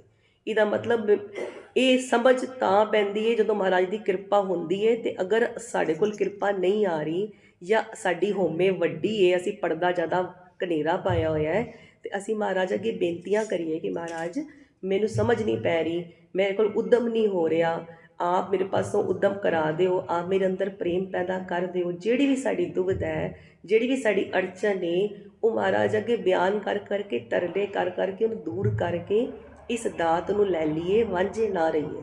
ਇਹ ਹੁਕਮ ਹੀ ਹੈ ਕਿ ਬਈ ਅਸੀਂ ਸੰਗਤ ਵਿੱਚ ਆ ਕੇ ਬੈਠੇ ਹਾਂ, ਸੰਗਤ ਵਿੱਚ ਇਹ ਵਿਚਾਰ ਹੀ ਆਈ ਚੱਲ ਰਹੀ ਹੈ। ਤੇ ਗੁਰਦੁਆਰਾ ਸਾਹਿਬ ਜਿਹੜੇ ਪ੍ਰੋਗਰਾਮ ਨੇ ਇਹ ਉਹੀ ਉਲੀਕ ਕੇ ਗਏ ਨੇ, ਇੱਥੇ ਅੰਮ੍ਰਿਤ ਸੰਚਾਰ ਹੋਣਾ ਹੈ, ਸਾਡੇ ਘਰ ਦੇ ਨੇੜੇ ਹੋਣਾ ਹੈ। ਇਹ ਸਾਰਾ ਹੁਕਮ ਦੇ ਅੰਦਰ ਹੀ ਤੇ ਹੋ ਰਿਹਾ ਕਿ ਸਾਰੇ ਹੁਣ ਅੰਮ੍ਰਿਤਧਾਰੀ ਸਿੰਘ ਸਿੰਘਣੀਆਂ ਸੱਜ ਜਾਣ। ਕੱਲ੍ਹ ਜਦ ਅਸੀਂ ਵਿਚਾਰ ਕਰ ਰਹੇ ਸੀ ਤੇ ਅਸੀਂ ਜਿਹੜੇ ਕਕਾਰ 'ਤੇ ਪਹੁੰਚੇ ਸੀ, ਉਹ ਸੀ ਸ੍ਰੀ ਸਾਹਿਬ ਕਿਰਪਾਨ। ਕਿਰਪਾਨ 'ਤੇ ਵਿਚਾਰ ਚੱਲ ਰਹੀ ਸੀ ਵੀ ਕਿਰਪਾਨ ਜਦੋਂ ਧਾਰਨ ਕਰ ਲੈਂਦੇ ਆ ਤੇ ਮਹਾਰਾਜ ਉਸੇ ਸਮੇਂ ਕਹਿੰਦੇ ਨੇ ਕਰੋੜਾਂ ਪਾਪਾਂ ਦਾ ਨਾਸ ਹੋ ਜਾਂਦਾ ਹੈ। ਤੇ ਮਹਾਰਾਜ ਨੂੰ ਇਹ ਸ਼ਸਤਰ ਕਿੰਨੇ ਪ੍ਰਿਯ ਨੇ ਕਿ ਆਪ ਚੋਰ ਸਾਹਿਬ ਕਰਦੇ ਨੇ। ਮਾਤਾ ਸਾਹਿਬ ਕੌਰ ਜੀ ਨੂੰ ਆਪ ਮਹਾਰਾਜ ਨੇ ਕਿਹਾ ਵੀ ਸ਼ਸਤਰ ਵਿੱਚੋਂ ਮੇਰੇ ਦਰਸ਼ਨ ਕਰਨੇ। ਜਦੋਂ ਆਪਣੀ ਨਿਸ਼ਾਨੀ ਆਪਣੇ ਸਿੱਖਾਂ ਨੂੰ ਹਜੂਰ ਸਾਹਿਬ ਦਿੱਤੀ ਤੇ ਉਹ ਸੁਨਹਿਰੀ ਰੰਗ ਦੀ ਆਪਣੀ ਕਿਰਪਾਨ ਦਿੱਤੀ। ਆਪਣੀ ਜਿਹੜੀ ਨਿਸ਼ਾਨੀ ਮਹਾਰਾਜ ਦਿੰਦੇ ਨੇ ਉਹ ਕਿਰਪਾਨ ਹੀ ਦਿੰਦੇ ਨੇ। ਮਹਾਰਾਜ ਨੂੰ ਸ਼ਸਤਰਾਂ ਨਾਲ ਇੰਨਾ ਪ੍ਰੇਮ। ਤੇ ਜਿਹੜੇ ਵੀ ਸਿੰਘ ਸਿੰਘਣੀਆਂ ਸ਼ਸਤਰਧਾਰੀ ਹੋ ਕੇ ਮਹਾਰਾਜ ਨੂੰ ਅੱਗੇ ਨਤਮਸਤਕ ਹੁੰਦੇ ਨੇ, ਮਹਾਰਾਜ ਦੀ ਉਹਨਾਂ ਉੱਪਰ ਵਧੇਰੀ ਖੁਸ਼ੀ ਹੁੰਦੀ ਹੈ ਕਿ ਜਿਹੜੇ ਕੇਸਾਧਾਰੀ ਹੋਣ, ਸ਼ਸਤਰਧਾਰੀ ਹੋਣ, ਕਿਉਂਕਿ ਮਹਾਰਾਜ ਨੇ ਸਨਾਤਨ ਰੂਪ ਪਰਮਾਤਮਾ ਦਾ ਆਪਣਾ ਨਿੱਜੀ ਸਰੂਪ ਗੁਰੂ ਗੋਬਿੰਦ ਸਿੰਘ ਮਹਾਰਾਜ ਨੇ ਆਪਣਾ ਪਿਤਾ ਹੋਣ ਦੇ ਨਾਤੇ ਆਪਣਾ ਸਰੂਪ ਖਾਲਸੇ ਪੁੱਤਰ ਨੂੰ ਬਖਸ਼ਿਆ ਹੈ। ਤੇ ਇਸ ਸਰੂਪ ਵਿੱਚ ਦੇਖ ਕੇ ਮਹਾਰਾਜ ਵਧੇਰੇ ਖੁਸ਼ ਹੁੰਦੇ ਨੇ। ਕਹਿੰਦੇ ਇੱਥੇ ਤੱਕ ਵੀ ਹੁੰਦਾ ਜੋ ਅਸੀਂ ਪੜ੍ਹਦੇ ਆ ਨਾ ਅਰਦਾਸ ਵਿੱਚ, ਜਹਾਂ ਜਹਾਂ ਖਾਲਸਾ ਜੀ ਸਾਹਿਬ ਤਹਾਂ ਤਹਾਂ ਰਚਿਆ ਰਿਆਇਤ, ਇਹ ਕਹਿਣ ਮਾਤਰ ਨਹੀਂ ਅਸੀਂ ਰੋਜ਼ ਬੇਨਤੀਆਂ ਕਰ ਰਹੇ ਹਾਂ, ਇਹ ਹੁੰਦੀਆਂ ਨੇ। ਜੋ ਮਹਾਰਾਜ ਦੀ ਫੌਜਾਂ ਲੱਗੀਆਂ ਹੁੰਦੀਆਂ ਨੇ ਨਿਆਏ ਕਰਨ ਲਈ, ਜਿਨ੍ਹਾਂ ਨੇ ਬਾਣਾ ਪਾਇਆ ਹੁੰਦਾ ਨਾ, ਉਹਨਾਂ ਪਾਸੋਂ ਕਹਿੰਦੇ ਨੇ ਕਦੀ ਕੋਈ ਭੁੱਲ ਵੀ ਹੋ ਜਾਏ ਨਾ, ਵੱਡੇ ਮਹਾਂਪੁਰਖ ਸੁਣਾਇਆ ਕਰਦੇ ਨੇ ਕਿ ਬਈ ਪੁਰਾਣੇ ਗੁਰਸਿੱਖ ਦੱਸਿਆ ਕਰਦੇ ਨੇ, ਜੇ ਅਚਨਚੇਤ ਉਹਨਾਂ ਕੋਲ ਭੁੱਲ ਭੁਲੇਖੇ ਕੋਈ ਭੁੱਲ ਹੋ ਜਾਏ ਨਾ, ਤੇ ਉਹਨਾਂ ਦੀ ਬਾਣੇ ਨੂੰ ਵੇਖ ਕੇ, ਸ਼ਸਤਰਧਾਰੀਆਂ ਹੋਣ ਨੂੰ ਵੇਖ ਕੇ ਮਹਾਰਾਜ ਦੀ ਫੌਜਾਂ ਕਈ ਵਾਰੀ ਬਖਸ਼ਿੰਦ ਸਵਾਬ ਜਾ ਕੇ ਬਖਸ਼ ਦਿੰਦੀਆਂ ਸੀ ਵੀ ਚਲੋ ਇਹਨੇ ਬਾਣਾ ਪਾਇਆ, ਇਹ ਕੇਸਾਧਾਰੀ ਹੈ, ਇਹ ਸ਼ਸਤਰਧਾਰੀ ਹੈ, ਇਹਦੀ ਭੁੱਲ ਭੁਲੇਖੇ ਇਹਦੇ ਕੋਲ ਭੁੱਲ ਹੋ ਗਈ ਹੈ ਤੇ ਇਹਨੂੰ ਮਾਫ਼ ਕਰ ਦਿਓ। ਵੀ ਇਹ ਨਹੀਂ ਕਿ ਵੀ ਜੇ ਭੁੱਲ ਹੋ ਗਈ ਤਾਂ ਉਹਦੀ ਸਜ਼ਾ ਮਿਲੇਗੀ। ਰੱਖਿਆ ਤੇ ਰਿਆਇਤ, ਰਕਸ਼ਾ ਤੇ ਰਿਆਇਤ ਤੋਂ ਬਗੈਰ, ਗ੍ਰੇਸ ਮਾਰਕਸ ਤੋਂ ਬਗੈਰ ਅਸੀਂ ਪਾਰ ਹੋ ਹੀ ਨਹੀਂ ਸਕਦੇ। ਕਿਉਂਕਿ ਇੱਥੇ ਬੈਠੇ ਹਾਂ, ਇੱਥੇ ਬੈਠੇ ਬੈਠੇ ਵੀ ਸਾਡੇ ਥੱਲੇ ਜਿਹੜੇ ਕੋਈ ਜੀ ਆ ਗਏ ਹੋਣਗੇ, ਜਿਹੜੇ ਸਾਨੂੰ ਦਿਖਦੇ ਵੀ ਨਹੀਂ, ਉਹ ਵੀ ਮਰ ਗਏ ਹੋਣਗੇ। ਸਾਹ ਲੈ ਰਹੇ ਹਾਂ ਤਾਂ ਵੀ ਜੀਵ ਅੰਦਰ ਜਾ ਰਹੇ ਨੇ। ਸਾਡਾ ਹੋ ਹੀ ਨਹੀਂ ਸਕਦਾ। ਅਸੀਂ ਆਪਣੇ ਵੱਲੋਂ ਬਹੁਤ ਮਿੱਠਾ ਬੋਲ ਰਹੇ ਹਾਂ, ਬਹੁਤ ਧਿਆਨ ਨਾਲ ਬੋਲ ਰਹੇ ਹਾਂ, ਪਰ ਅਗਲੇ ਵਾਲੇ ਦੀ ਕੀ ਅਵਸਥਾ ਹੈ? ਅਸੀਂ ਨਹੀਂ ਮਾਰ ਰਹੇ ਆਪਣੀ ਗੱਡੀ ਕਿਸੇ ਵਿੱਚ ਜਾ ਕੇ, ਕੋਈ ਅਗਲਾ ਹੀ ਆ ਕੇ ਮਾਰ ਦੇ, ਸਾਡੀ ਕੋਈ ਗਲਤੀ ਨਾ ਵੀ ਹੋਏ। ਹੁਣ ਗੱਡੀ ਤੇ ਵੱਜ ਗਈ ਨਾ, ਕਰਮ ਦਾ ਬਖੇੜਾ ਤੇ ਪੈ ਗਿਆ। ਜੇ ਜਦ ਤੱਕ ਮਹਾਰਾਜ ਬਖਸ਼ਦੇ ਨਹੀਂ ਨਾ, ਤਾਂ ਤੱਕ ਬਖਸ਼ੇ ਨਹੀਂ ਜਾਂਦੇ। ਆਪਣੇ ਬਲਬੂਤੇ ਤੇ ਨਹੀਂ ਬਖਸ਼ੇ ਜਾਵਾਂਗੇ। ਇਸੀ ਨੂੰ ਕਹਿ ਰਿਹਾ ਵੀ ਜੇ ਸੋ ਚੰਦਾ ਉਗਵੇ ਸੂਰਜ ਚੜੇ ਹਜ਼ਾਰ। ਜੀ ਐਨੇ ਗਿਆਨਵਾਨ ਵੀ ਹੋ ਜਾਈਏ, ਇੰਨੀਆਂ ਬਾਣੀਆਂ ਵੀ ਪੜ੍ਹ ਲਈਏ, ਇੰਨੇ ਨੇਮ ਵੀ ਵਧਾ ਲਈਏ, ਪਰ ਗੁਰੂ ਨੂੰ ਗੁਰੂ ਧਾਰਨ ਨਾ ਕਰੀਏ ਤੇ ਫਿਰ ਪਾਰ ਉਤਾਰਾ ਨਹੀਂ ਹੋ ਸਕਦਾ। ਤੇ ਇਸ ਕਰਕੇ ਭਲੀ ਗੱਲ ਇਸੇ ਵਿੱਚ ਹੈ ਕਿ ਅਸੀਂ ਕੇਸਾਧਾਰੀ, ਸ਼ਸਤਰਧਾਰੀ, ਮਹਾਰਾਜ ਦੇ 5 ਕਕਾਰ ਧਾਰਨ ਕਰਕੇ ਮਹਾਰਾਜ ਨੇ ਜੋ ਸਰੂਪ ਬਖਸ਼ਿਆ ਉਸ ਵਿੱਚ ਆਈਏ। ਇੱਕ ਵਾਰੀ ਕਹਿੰਦੇ ਇੱਕ ਨਾ ਪੰਡਤ ਆਇਆ, 6ਵੇਂ ਪਾਤਸ਼ਾਹ ਗੁਰੂ ਹਰਗੋਬਿੰਦ ਸਾਹਿਬ ਮਹਾਰਾਜ ਦੇ ਦੀਵਾਨ ਸੱਜੇ ਸੀ। ਜਿਵੇਂ ਹੁਣ ਮਹਾਰਾਜ ਉੱਪਰ ਚੋੜ ਸਾਹਿਬ ਹੋ ਰਹੀ ਹੈ ਨਾ, ਤਾਂ ਭਾਈ ਸੁਥਰਾ ਜੀ ਚੋੜ ਸਾਹਿਬ ਕਰ ਰਹੇ ਸੀ। ਭਾਈ ਸੁਥਰਾ ਜੀ ਦਾ ਜੋ ਜ਼ਿਕਰ ਆਉਂਦਾ ਨਾ ਇਤਿਹਾਸ ਵਿੱਚ, ਭਾਈ ਸੁਥਰਾ ਜੀ ਬੜੇ ਦਿਮਾਗੀ ਸੀ। ਪੰਥ ਦੀ ਉਹਨਾਂ ਨੇ ਮਤਲਬ ਬੜੀ ਸੇਵਾ ਕੀਤੀ ਤੇ ਦਿਮਾਗੀ ਬਹੁਤ ਸੀ ਉਹ। ਤੇ ਉਹਨਾਂ ਨੇ ਜਿਹੜੀ ਚੋਜ ਵੀ ਕੀਤੇ ਨਾ ਸਿੱਖੀ ਵਿੱਚ ਰਹਿ ਕੇ, ਬੜੇ ਨਿਰਾਲੇ ਕੀਤੇ ਨੇ। ਕਦੀ ਉਹਨਾਂ ਦੇ ਇਤਿਹਾਸ ਦੇ ਦਰਸ਼ਨ ਕਰਾਂਗੇ। ਤੇ ਉਹ ਚੋਰ ਸਾਹਿਬ ਕਰ ਰਹੇ ਨੇ ਭਾਈ ਸੁਥਰਾ ਜੀ, ਤੇ ਐਵੇਂ ਹੀ ਤਖਤ ਸਾਹਿਬ ਉੱਪਰ ਵਿਰਾਜ ਨੇ 6ਵੇਂ ਪਾਤਸ਼ਾਹ ਧੰਨ ਗੁਰੂ ਹਰਗੋਬਿੰਦ ਸਾਹਿਬ ਜੀ ਮਹਾਰਾਜ। ਤੇ ਦੀਵਾਨਾਂ ਵਿੱਚ ਇੱਕ ਪੰਡਤ ਆਉਂਦਾ ਹੈ। ਪੰਡਤ ਆ ਕੇ ਜਿਹੜਾ ਮਹਾਰਾਜ ਨੂੰ ਕਹਿੰਦਾ ਹੈ ਕਿ ਬਈ 5 ਪਾਤਸ਼ਾਹੀਆਂ ਤੱਕ ਨਾ, ਤੇ 5 ਪਾਤਸ਼ਾਹੀਆਂ ਤੱਕ ਤੁਸੀਂ ਬਾਣੀ ਸਿਮਰਨਾ, ਇਹ ਸਭ ਚੀਜ਼ਾਂ ਸ਼ੁਭਦੀਆਂ ਸੀ। ਹਾਲਾਂਕਿ ਅਸੀਂ ਗੁਰੂ ਨਾਨਕ ਪਾਤਸ਼ਾਹ ਦਾ ਜਦੋਂ ਜ਼ਿਕਰ ਪੜ੍ਹਦੇ ਹਾਂ, ਆਸਾ ਹੱਥ ਕਿਤਾਬ ਕਛ ਕੂਜਾ ਵਾਂਗ ਮੁਸਲਾਧਾਰੀ, ਮਹਾਰਾਜ ਦੇ ਹੱਥ ਵਿੱਚ ਆਸਾ ਮਤਲਬ ਸੋਟਾ ਸੀ। ਗੁਰੂ ਨਾਨਕ ਦੇਵ ਪਾਤਸ਼ਾਹ ਦੇ ਹੱਥ ਵਿੱਚ ਵੀ ਇੱਕ ਸ਼ਸਤਰ ਹੈਗਾ ਸੀ। ਐਵੇਂ ਜਦੋਂ ਹੋਰ ਦਰਸ਼ਨ ਕਰਨੇ, ਗੁਰੂ ਹਰਕ੍ਰਿਸ਼ਨ ਸਾਹਿਬ ਜੀ ਦੇ ਹੱਥ ਵਿੱਚ ਵੀ ਸੋਟੀ ਸੀ, ਜਿਹੜੀ ਉਹਨਾਂ ਨੇ ਲਗਾਈ ਸੀ ਸਿਰ ਤੇ, ਹੈ ਨਾ, ਝੱਜੂ ਚੀਵਰ ਦੇ। ਇਸ ਤਰ੍ਹਾਂ ਸਾਰੇ ਹੀ ਸ਼ਸਤਰਧਾਰੀ ਸੀ। ਪਰ ਕਹਿੰਦੇ ਵੀ ਤਾਂ ਤੱਕ ਤੁਸੀਂ ਬਾਣੀ ਦਾ ਪ੍ਰਚਾਰ ਕਰ ਰਹੇ ਸੀ, ਚਰਨ ਪੋਲ ਦੇ ਰਹੇ ਸੀ, ਜਿਹੜਾ ਸਿਮਰਨਾ ਸਭ ਨੂੰ ਦਿੱਤਾ ਜਾ ਰਿਹਾ ਸੀ, ਤੇ ਹੁਣ ਤੁਸੀਂ ਸ਼ਸਤਰ ਰੱਖ ਲਿੱਤੇ ਨੇ। ਹੁਣ ਤੁਸੀਂ ਕਹਤੇ ਵੀ ਘੋੜੇ ਲੈ ਕੇ ਆਓ, ਵਧੀਆ ਸ਼ਸਤਰ ਲੈ ਕੇ ਆਓ, ਜਵਾਨੀਆਂ ਭੇਟ ਕਰੋ ਆ ਕੇ। ਤੇ ਵੀ ਇਹ ਗੱਲ ਸ਼ੋਭਦੀ ਹੈ ਸੰਤਾਂ ਨੂੰ, ਦਰਵੇਸ਼ਾਂ ਨੂੰ, ਐਵੇਂ ਦੀ ਗੱਲਾਂ ਸ਼ੋਭਦੀਆਂ ਨੇ। ਹਾਲੇ ਉਹ ਜਦੋਂ ਵਿਚਾਰ ਹੀ ਕਰ ਰਿਹਾ ਨਾ, ਤੇ ਭਾਈ ਸੁਥਰਾ ਜੀ ਕੀ ਨੇ ਮੈਂ ਦੱਸ ਰਹੀ ਹਾਂ, ਉਹ ਬੜੇ ਦਿਮਾਗੀ ਸੀ। ਉਹ ਗੱਲ ਉਹਨਾਂ ਨੇ ਬੁੱਝ ਲਿੱਤਾ। ਉਹ ਹੁਣ ਮਹਾਰਾਜ ਦੀ ਤਾਂ ਐਵੇਂ ਪਿੱਛੇ ਚੋਰ ਸਾਹਿਬ ਹੋ ਰਹੀ ਹੈ। ਉਹ ਕੀ ਕਰਦੇ ਨੇ, ਪਿੱਛੋਂ ਦੀ ਨਾ ਭਾਈ ਪੰਡਤ ਜੀ ਨੂੰ ਨਾ ਅੱਗੋਂ ਦੀ ਜੀਵਾ ਕੱਢ ਦਿੰਦੇ ਨੇ, ਝਿਗਾਉਂਦੇ ਨੇ ਉਹਨਾਂ ਨੂੰ। ਤੇ ਜਿਹੜੇ ਬ੍ਰਾਹਮਣ, ਜਿਹੜੇ ਪੰਡਤ ਆਏ ਹੁੰਦੇ ਨੇ ਨਾ, ਉਹ ਮਹਾਰਾਜ ਨੂੰ ਸ਼ਿਕਾਇਤ ਕਰਦੇ ਨੇ, ਕਹਿੰਦੇ ਨੇ ਕਿ ਬਈ ਆਪ ਜੀ ਦਾ ਜਿਹੜਾ ਸੇਵਕ ਪਿੱਛੇ ਚੋਰ ਸਾਹਿਬ ਕਰ ਰਿਹਾ ਹੈ, ਇਹ ਮੈਨੂੰ ਝਿਗਾ ਰਿਹਾ। ਤੇ ਮਹਾਰਾਜ ਨੂੰ ਤੇ ਪਤਾ ਹੁੰਦਾ ਹੈ, ਮਹਾਰਾਜ ਦੀ ਪਿੱਠ ਹੈ ਥੋੜ੍ਹਾ ਜਿਹਾ, ਮਹਾਰਾਜ ਨੂੰ ਨਹੀਂ ਪਤਾ। ਮਹਾਰਾਜ ਤੇ ਸਾਰੇ ਪਾਸੇ ਹੀ ਜਾਣਦੇ ਨੇ। ਮਹਾਰਾਜ ਕਹਿੰਦੇ ਨੇ ਨਾ ਭਾਈ ਸੁਥਰਾ, ਇੰਜ ਨਹੀਂ ਕਰਨਾ। ਫਿਰ ਉਹ ਕਹਿੰਦੇ ਨੇ ਦੁਬਾਰਾ ਸਵਾਲ ਪੁੱਛੋ। ਉਹ ਦੁਬਾਰਾ ਸਵਾਲ ਪੁੱਛਦੇ ਨੇ ਵੀ ਤੁਸੀਂ ਸ਼ਸਤਰ ਕਿਉਂ ਚੁੱਕ ਲਿੱਤੇ। ਫਿਰ ਭਾਈ ਸੁਥਰਾ ਜੀ ਹੋਰ ਜ਼ਿਆਦਾ ਚਿਗਾਉਂਦੇ ਨੇ। ਫਿਰ ਕਹਿੰਦੇ ਵੀ ਦੇਖੋ ਇਹ ਤੁਹਾਡਾ, ਫਿਰ ਮੈਂ ਹਾਲੇ ਮੇਰਾ ਪ੍ਰਸ਼ਨ ਪੂਰਾ ਨਹੀਂ ਹੁੰਦਾ ਹੈ, ਫਿਰ ਮੈਨੂੰ ਚੜਾਉਣ ਲੱਗ ਜਾਂਦੇ ਨੇ। ਉਹ ਤੀਸਰੀ ਵਾਰੀ ਚੌਥੀ ਵਾਰੀ ਜਦੋਂ ਅੱਜ ਕੀਤਾ ਨਾ, ਤੇ ਉਹ ਪੰਡਤ ਨੂੰ ਗੁੱਸਾ ਆ ਗਿਆ। ਕਹਿੰਦਾ ਹੁਣ ਮੈਂ ਤੈਨੂੰ ਸੋਟਾ ਮਾਰਨਾ ਜੇ ਤੂੰ ਮੈਨੂੰ ਐਵੇਂ ਕੀਤਾ। ਤੇ ਮੈਂ ਇੰਨਾ ਵੱਡਾ ਪੰਡਤ, ਇੰਨੇ 4 ਵੇਦ ਮੈਨੂੰ ਆਉਂਦੇ ਨੇ, ਤੇ ਤੂੰ ਮੈਨੂੰ ਜੀਭਾਂ ਕੱਢਦਾ ਵੇਂ। ਤੇ ਬਾਲਕ ਜਿਹੜੇ ਗੁਰੂ ਹਰਗੋਬਿੰਦ ਸਾਹਿਬ ਮਹਾਰਾਜ ਨੇ ਉਹ ਮੁਸਕਰਾ ਦਿੰਦੇ ਨੇ। ਜਦੋਂ ਫਿਰ ਉਹ ਸਵਾਲ ਸ਼ੁਰੂ ਕਰਦੇ ਨੇ, ਕਹਿੰਦੇ ਨੇ ਚਲੋ ਪੰਡਤ ਜੀ ਆਪਣਾ ਸਵਾਲ ਦੁਹਰਾਓ। ਫਿਰ ਜਦੋਂ ਸਵਾਲ ਸ਼ੁਰੂ ਹੁੰਦਾ ਹੈ ਫਿਰ ਉਹ ਹੋਰ ਚੀਖਾਉਂਦੇ ਨੇ ਪੂਰਾ, ਤੇ ਉਹ ਪੰਡਤ ਗੁੱਸੇ 'ਚ ਆ ਕੇ ਨਾ ਭਾਈ ਸੁਥਰਾ ਜੀ 'ਤੇ ਵਾਰ ਕਰ ਦਿੰਦਾ ਹੈ। ਮਹਾਰਾਜ ਅੱਗੋਂ ਕਹਿੰਦੇ ਨੇ ਸਵਾਲ ਦਾ ਜਵਾਬ ਮਿਲ ਗਿਆ ਕਿ ਹੁਣ ਤੁਸੀਂ ਵਾਰ ਕਿਉਂ ਕੀਤਾ ਉਹਦੇ ਉੱਪਰ? ਮਹਾਰਾਜ ਮੈਂ ਚਿਗਾ ਰਿਹਾ ਸੀ। ਮਹਾਰਾਜ ਕਹਿੰਦੇ ਉਹ ਚਿਗਾ ਰਿਹਾ ਸੀ ਤੇ ਤੁਹਾਡੇ ਕੋਲ ਬਰਦਾਸ਼ਤ ਨਹੀਂ ਹੋਇਆ ਤੇ ਮੇਰੇ ਤੇ ਪਿਤਾ ਗੁਰੂ ਅਰਜਨ ਦੇਵ ਪਾਤਸ਼ਾਹ ਨੂੰ ਸ਼ਹੀਦ ਕਰ ਦਿੱਤਾ ਤੇ ਮੇਰਾ ਹੱਥ ਨਹੀਂ ਜਾਣਾ ਸੀ ਕਿਰਪਾਨ ਦੇ ਦਸਤੇ ਤੇ। ਜਬੇ ਬਾਣ ਲਾਗਿਓ ਤਬੇ ਰੋਸ਼ ਜਾਗਿਓ। ਰੋਸ਼ ਤੇ ਤਾਂ ਜਾਗੇਗਾ ਨਾ ਜਦੋਂ ਬਾਣ ਲੱਗੇਗਾ ਕਿ ਜੇ ਮੇਰੇ ਤੇ ਪਿਤਾ ਨੂੰ ਸ਼ਹੀਦ ਕਰਤਾ ਤੇ ਮੈਨੂੰ ਕਹਿ ਰਹੇ ਹੋ ਸਿਮਰਨਾ ਹੀ ਪਕੜੀ ਰੱਖ। ਆਪ ਤੁਸੀਂ ਜੀਭ ਦਾ ਵਾਰ ਨਹੀਂ ਸਿਰਫ ਸਹਿਣ ਕਰ ਸਕਦੇ ਪਏ ਦੂਰੋਂ ਦੀ। ਇਸ ਕਰਕੇ ਗੁਰੂ ਗੋਬਿੰਦ ਸਿੰਘ ਮਹਾਰਾਜ ਵੀ ਨੇ ਜਿਹੜੇ ਸ਼ਸਤਰ ਪਵਾਏ ਨੇ ਉਹ ਮਹਾਰਾਜ ਨੇ ਜੋ ਵਿਚਾਰ ਕੇ ਹੀ ਪਵਾਏ ਨੇ। ਮਹਾਰਾਜ ਜੀ ਦੇ ਕਿਸੇ ਵੀ ਕਰਮ ਉੱਪਰ ਸ਼ੰਕਾ ਕਰਨਾ ਜਾਂ ਕੁਝ ਬਣਦਾ ਹੀ ਨਹੀਂ ਕਿ ਸਾਨੂੰ ਲੋੜ ਨਹੀਂ। ਅੱਜ ਕੱਲ੍ਹ ਦੇ ਜ਼ਮਾਨੇ ਵਿੱਚ ਪਿਸਤਲ ਹੀ ਹੋਣੀ ਚਾਹੀਦੀ ਹੈ, ਕਿਰਪਾਨ ਦੀ ਲੋੜ ਨਹੀਂ। ਜਦੋਂ ਧਾਰਨ ਕਰਾਂਗੇ ਤੇ ਬਰਕਤਾਂ ਆਪਣੇ ਆਪ ਸਮਝ ਆ ਜਾਣਗੀਆਂ ਵੀ ਕਿਵੇਂ ਦੀ ਬਰਕਤਾਂ ਨੇ। ਪਹਿਲੇ ਧਾਰਨ ਕਰਨਾ ਤੇ ਕਰੀਏ ਨਾ। ਹੁਣ ਮੈਂ ਆਪ ਜੀ ਨੂੰ ਤੁਸੀਂ ਇਸ਼ਨਾਨ ਕਰਨ ਦੇ ਚੋਰ ਹੋਵੋ, ਕਰੋ ਹੀ ਨਾ ਇਸ਼ਨਾਨ। ਹੁਣ ਮੈਂ ਤੁਹਾਨੂੰ ਸਮਝਾਈ ਜਾਵਾਂ, ਨਹੀਂ ਬੜੀ ਤਾਜ਼ਗੀ ਆਉਂਦੀ, ਨਹੀਂ ਪਾਣੀ ਬੜਾ ਵਧੀਆ ਲੱਗਦਾ ਹੈ, ਨਹੀਂ ਬੜੇ ਤਰੋ ਤਾਜ਼ਾ ਹੋ ਜਾਈਦਾ, ਨਹੀਂ ਰੋਗ ਸਰੀਰ ਤੋਂ ਦੂਰ ਹੋ ਜਾਂਦੇ ਨੇ, ਨਹੀਂ ਫਿਰ ਜਦੋਂ ਨੇਮ ਕਰਦੇ ਹਾਂ ਬੜਾ ਚਿੱਤ ਲੱਗਦਾ ਹੈ। ਹੁਣ ਤੁਸੀਂ ਸੁਣੀ ਚੱਲੋ, ਜਦ ਤੁਸੀਂ ਇਸ਼ਨਾਨ ਕਰੋਗੇ ਸਮਝ ਤੇ ਤਾਂ ਹੀ ਲੱਗੇਗੀ। ਹੁਣ ਰੋਟੀ ਨੂੰ ਜਦ ਤੱਕ ਖਾਵਾਂਗੇ ਨਹੀਂ ਸਵਾਦ ਤੇ ਨਹੀਂ ਚੱਲੇਗਾ ਨਾ। ਔਰ ਜਿਵੇਂ ਜੋ ਸਵਾਦ ਅਸੀਂ ਮਾਣਦੇ ਹਾਂ ਸਭ ਦਾ ਸਵਾਦ ਅਲੱਗ-ਅਲੱਗ ਹੈ। ਜੋ ਸਵਾਦ ਮੈਨੂੰ ਆ ਰਿਹਾ ਨਾ ਉਹ ਤੁਹਾਡਾ ਅਲੱਗ ਹੋਏਗਾ, ਦੂਸਰੇ ਦਾ ਅਲੱਗ ਹੋਏਗਾ, ਤੀਸਰੇ ਦਾ ਅਲੱਗ ਹੋਏਗਾ। ਐਵੇਂ ਜਦੋਂ ਮਹਾਰਾਜ ਕੋਲੋਂ ਅੰਮ੍ਰਿਤ ਦੀ ਦਾਤ ਲੈਂਦੇ ਆ ਉਸ ਰਸਤੇ 'ਤੇ ਟੁਰਦੇ ਆ ਤੇ ਸਭ ਦਾ ਜਿਹੜਾ ਪਿੰਡ ਹੈ ਉਹ ਅਲੱਗ-ਅਲੱਗ ਹੁੰਦਾ ਹੈ। ਸਭ ਦੇ ਜਿਹੜੇ ਆਨੰਦ ਨੇ ਉਹ ਅਲੱਗ-ਅਲੱਗ ਹੁੰਦੇ ਨੇ। ਜਿਵੇਂ ਹੁਣ ਅੰਬ ਮੈਂ ਕਵਾਂ ਮਿੱਠਾ ਹੈ, ਇਹ ਵੀ ਭੈਣ ਕਹੇ ਮਿੱਠਾ ਹੈ, ਪਰ ਇਹ ਕਿਸੇ ਹੋਰ ਤਰ੍ਹਾਂ ਦੀ ਮਿੱਠੇ ਦੀ ਸੋਚ ਰਹੀ ਹੋਏਗੀ, ਮੈਂ ਕੋਈ ਹੋਰ ਮਿੱਠਾ ਮਾਣਦੀ ਹੋਵਾਂਗੀ। ਮਿੱਠੇ ਵਿੱਚ ਵੀ ਬੜਾ ਫਰਕ ਹੋ ਜਾਏਗਾ। ਇਸ ਨੂੰ ਗਹਿਰਾਈ ਨਾਲ ਲੈ ਕੇ ਜਾਓ। ਤਾਂ ਹੀ ਕਹਿ ਰਿਹਾ ਸਾਹਿਬ ਮੇਰਾ ਨੀਤ ਨਵਾਂ। ਉਹ ਹਰ ਇੱਕ ਨੂੰ ਨਵਾਂ ਹੋ ਕੇ ਪਿਆਰਾ ਹੋ ਕੇ ਮਿਲਦਾ ਹੈਗਾ ਤੇ ਜਿਹਨੂੰ ਮਿਲਦਾ ਉਹਨੂੰ ਆਪਣਾ ਲਾਡਲਾ ਤੇ ਉਹਨੂੰ ਵੀ ਨਿਰਾਲਾ ਬਣਾ ਦਿੰਦਾ। ਭਗਤਾਂ ਕੀ ਚਾਲ ਨਿਰਾਲੀ, ਚਾਲਾ ਨਿਰਾਲੀ, ਭਗਤਾਂ ਕੇਰੀ ਬਿਖਮ ਮਾਰਗ ਚੱਲਣਾ। ਪਰ ਇਸ ਬਿਖਮ ਮਾਰਗ ਤੇ ਪਹਿਲੇ ਸਾਨੂੰ ਟੁਰਨਾ ਪੈਣਾ ਤੇ ਮਹਾਰਾਜ ਨੇ ਜਦੋਂ ਸ਼ਸਤਰ ਜਿਹੜੇ ਦਿੱਤੇ ਨੇ ਉਹਨਾਂ ਨੂੰ ਬੜੇ ਚਾਅ ਨਾਲ ਚੜ੍ਹਦੀ ਕਲਾ ਨਾਲ ਧਾਰਨ ਕਰਨਾ। ਅੱਗੇ ਜਦੋਂ ਮਹਾਰਾਜ ਦੇ ਹੋਰ ਚੋਜਾਂ ਦੇ ਦਰਸ਼ਨ ਕਰਦੇ ਹਾਂ ਤੇ ਮਹਾਰਾਜ ਨੇ ਅਗਲੇ ਸਾਨੂੰ ਕਕਾਰ ਬਖਸ਼ਿਆ ਕਛਹਿਰਾ।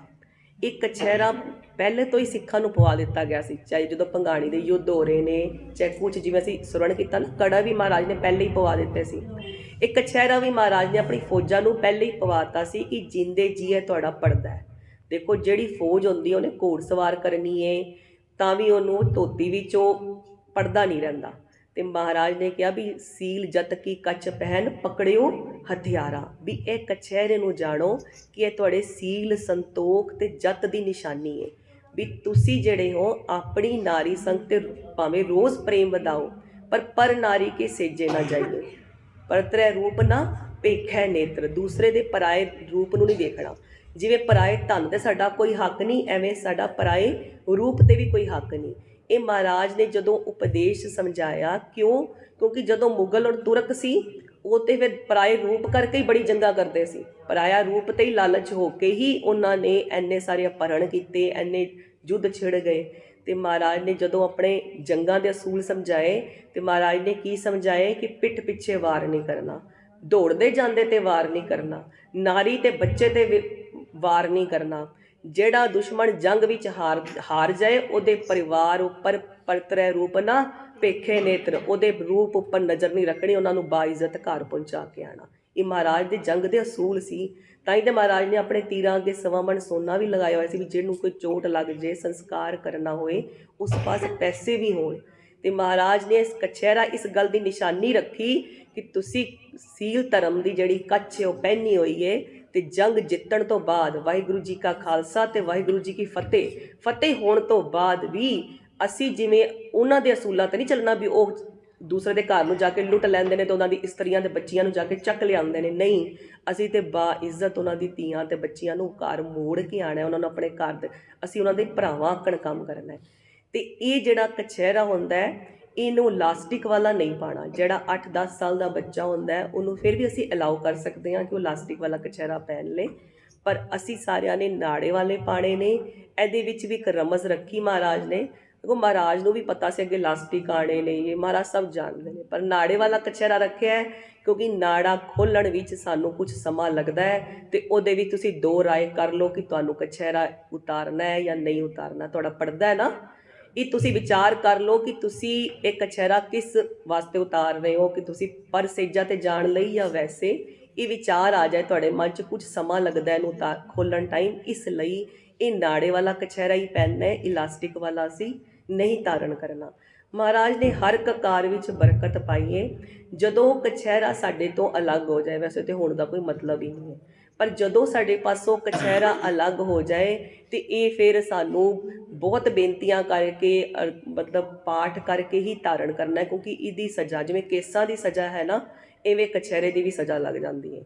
ਮਰਿਆਦਾ ਤੇ ਜਿਹੜੀ ਅਸੀਂ ਕਹੀਏ ਫਿਰ ਸਾਨੂੰ ਲੱਗਦਾ ਕਿ ਕਠੋਰ ਮਰਿਆਦਾ ਉੱਤੇ ਹੋ ਜਾਂਦੀ ਹੈ ਕਿ ਪੰਜ ਪਿਆਰਿਆਂ ਨੂੰ ਦੱਸਣਾ ਪੈਂਦਾ ਹੈ ਕਿ ਸਾਡੇ ਕੋਲ ਕਛਹਿਰਾ ਵਿਸਰ ਗਿਆ ਸੀ, ਕਾਰਨ ਕੀ ਹੈ। ਇਹ ਨਹੀਂ ਕਿ ਉਹ ਅੰਮ੍ਰਿਤ ਖੰਡਿਤ ਹੋ ਜਾਂਦਾ ਹੈ, ਖੰਡਿਤ ਨਹੀਂ ਹੋ ਜਾਂਦਾ, ਪਰ ਉਹ ਦੱਸਣਾ ਪੈਂਦਾ ਵੀ ਅਸੀਂ ਕਛਹਿਰਾ ਵਿਸਰ ਗਏ ਸੀ। ਦੇਖੋ ਵਿਸਰ ਤਾਂ ਸਕਦਾ ਹੀ ਨਹੀਂ ਨਾ, ਅਗਰ ਵਿਸਰ ਗਿਆ ਇਹਦਾ ਮਤਲਬ ਕੁਛ ਗੜਬੜ ਕੀਤੀ ਹੈ ਜਿਹੜਾ ਵਿਸਰ ਗਿਆ ਸਾਡੇ ਤੋਂ। ਅਤੇ ਜੇ ਸਾਨੂੰ ਕਛਹਿਰਾ ਵਿਸਰ ਗਿਆ, ਸਾਨੂੰ ਫਿਰ ਪੰਜ ਪਿਆਰਿਆਂ ਨੂੰ ਦੱਸਣਾ ਵੀ ਪੈਂਦਾ ਹੈ। ਜੇ ਅਸੀਂ ਉਹ ਨਹੀਂ ਕਰ ਸਕਦੇ ਤਾਂ ਕਮ ਸੇ ਕਮ ਬਾਣ ਆਉਂਦਾ ਹੈ, ਅਸੀਂ ਕੋਈ ਬਾਣੀ ਦਾ ਜਾਪ ਕਰਕੇ, ਮੂਲ ਮੰਤਰ ਦਾ ਜਾਪ ਕਰਕੇ, ਅਰਦਾਸ ਬੇਨਤੀ ਕਰਕੇ ਫਿਰ ਕਛਹਿਰੇ ਨੂੰ ਧਾਰਨ ਕਰ ਲਈਏ। ਮਹਾਰਾਜ ਕਿਰਪਾ ਕਰਨ, ਸਭ ਨੂੰ ਅੰਮ੍ਰਿਤ ਦੀ ਦਾਤ ਮਿਲੇ। ਅੰਮ੍ਰਿਤ ਪੀਓ ਸਦਾ ਚਿਰ ਜੀਵੋ, ਹਰ ਸਿਮਰਤ ਆਨੰਦ ਅਨੰਤਾ। ਫਿਰ ਆਨੰਦ ਹੀ ਆਨੰਦ ਹੋਏ। ਰੰਗ ਤਮਾਸਾ ਪੂਰਨ ਆਸਾ, ਕਭੇ ਨਾ ਵਿਆਪੇ ਚਿੰਤਾ। ਫਿਰ ਕੋਈ ਚਿੰਤਾ ਵਿਆਪਣੀ ਨਹੀਂ। ਜਿਹਦੇ ਸਿਰ ਉੱਪਰ ਮਾਲਕ ਜਿਹੜਾ ਉਹ ਧੰਨ ਗੁਰੂ ਗੋਬਿੰਦ ਸਿੰਘ ਮਹਾਰਾਜ, ਧੰਨ ਗੁਰੂ ਤੇਗ ਬਹਾਦਰ ਸਾਹਿਬ ਮਹਾਰਾਜ, ਧੰਨ ਗੁਰੂ ਗ੍ਰੰਥ ਸਾਹਿਬ ਮਹਾਰਾਜ ਹੋਣ, ਉਹਨੂੰ ਕੋਈ ਚਿੰਤਾ ਹੋਏਗੀ। ਜਿਸਕਾ ਸਾਹਿਬ ਡਾਡਾ ਹੋਏ ਤਿਸਨੂੰ ਮਾਰ ਨਾ ਸਕਦੇ। ਕਬੀਰ ਜੀ ਦੀ ਬਾਣੀ ਕਹਿੰਦੀ, ਹੋਏਗਾ ਖਸਮ ਤੇ ਲਏਗਾ ਰਾਖ। ਜੇ ਖਸਮ ਹੋਏਗਾ ਤੇ ਰੱਖ ਲਏਗਾ। ਜੇ ਸਾਡੇ ਕੋਲ ਕੋਈ ਖਸਮ ਨਹੀਂ, ਤੇ ਜਿਹੜੀ ਬ੍ਰਹਮਾਂਡ ਵਿੱਚ ਦੋ ਐਨਰਜੀਆਂ ਨੇ, ਪੋਜ਼ੀਟਿਵ ਔਰ ਨੈਗੇਟਿਵ, ਨੈਗੇਟਿਵ ਐਨਰਜੀ ਸਾਡੇ 'ਤੇ ਭਾਰੀ ਹੋ ਜਾਂਦੀ ਹੈ। ਕਾਮ, ਕ੍ਰੋਧ, ਲੋਭ, ਮੋਹ, ਅਹੰਕਾਰ ਸਾਨੂੰ ਆ ਕੇ ਜ਼ਿਆਦਾ ਘੇਰਾ ਪਾਉਂਦੇ ਨੇ। ਅਸੀਂ ਆਪਣਾ ਬਲ ਮੰਨਿਆ ਹੁੰਦਾ ਨਾ ਕਿ ਅਸੀਂ ਨੇਮ ਕਰ ਰਹੇ ਹਾਂ, ਅਸੀਂ ਬਾਣੀ ਪੜ੍ਹ ਰਹੇ ਹਾਂ, ਪਰ ਅੰਮ੍ਰਿਤ ਦੀ ਦਾਤ ਨਹੀਂ, ਫਿਰ ਉਹ ਜ਼ਿਆਦਾ ਘੇਰਾ ਪਾਉਂਦੇ ਨੇ ਆ ਕੇ। ਉਹਨਾਂ ਨੂੰ ਪਤਾ ਮਾਲਕ ਹੀ ਨਹੀਂ ਹੈਗਾ ਕੋਈ ਨਿਸ਼ਾਨ ਸਾਹਿਬ ਇਹਦੇ ਸਿਰ 'ਤੇ ਝੂਲਦਾ ਹੀ ਨਹੀਂ ਪਿਆ, ਕੋਈ ਮਾਲਕ ਤਾਂ ਹੈ ਨਹੀਂ, ਕੋਈ ਨਿਸ਼ਾਨੀ ਤਾਂ ਹੈ ਨਹੀਂ। ਹੁਣ ਜਾ ਕੇ ਆਕਰਮਣ ਕਰ ਦਿਓ। ਜੇ ਅਸੀਂ ਗੁਰੂ ਵਾਲੇ ਹਾਂ, ਸਾਡੇ ਸਿਰ 'ਤੇ ਸਾਡੇ ਪਿਤਾ ਦਾ ਸਾਇਆ ਹੈ, ਨੇਮ ਕਰਨ ਤੋਂ ਬਾਅਦ ਅਸੀਂ ਮਹਾਰਾਜ ਨੂੰ ਮੱਥਾ ਟੇਕਦੇ ਹਾਂ, ਮਹਾਰਾਜ ਸਾਡੇ ਪਿਤਾ ਸਾਡੇ ਸਿਰ 'ਤੇ ਹੈ ਨੇ, ਫਿਰ ਨਹੀਂ ਇਹਨਾਂ ਦੀ ਹਿੰਮਤ ਪੈਂਦੀ ਕਿ ਆ ਕੇ ਘੇਰਾ ਪਾ ਲੈਣ। ਪਰ ਜੇ ਅਸੀਂ ਉਸ ਵਿਸ਼ਵਾਸ ਨਾਲ, ਬਲ ਨਾਲ ਚੱਲੇ ਹੋਈਏ, ਮਹਾਰਾਜ ਬਹੁਤ ਕਿਰਪਾ ਕਰਨ। ਭੁੱਲਾਂ ਨਾ ਚਿਤਾਰਨੀਆਂ ਜੀ। ਝੂਲ ਤੇ ਨਿਸ਼ਾਨ ਰਹੇ, ਝੂਲ ਤੇ ਨਿਸ਼ਾਨ ਰਹੇ, ਸੱਜ ਤੇ ਦੀਵਾਨ ਰਹੇ, ਸੱਜ ਤੇ ਦੀਵਾਨ ਰਹੇ। ਵਾਹਿਗੁਰੂ ਜੀ ਕਾ ਖਾਲਸਾ, ਵਾਹਿਗੁਰੂ ਜੀ ਕੀ ਫਤਿਹ।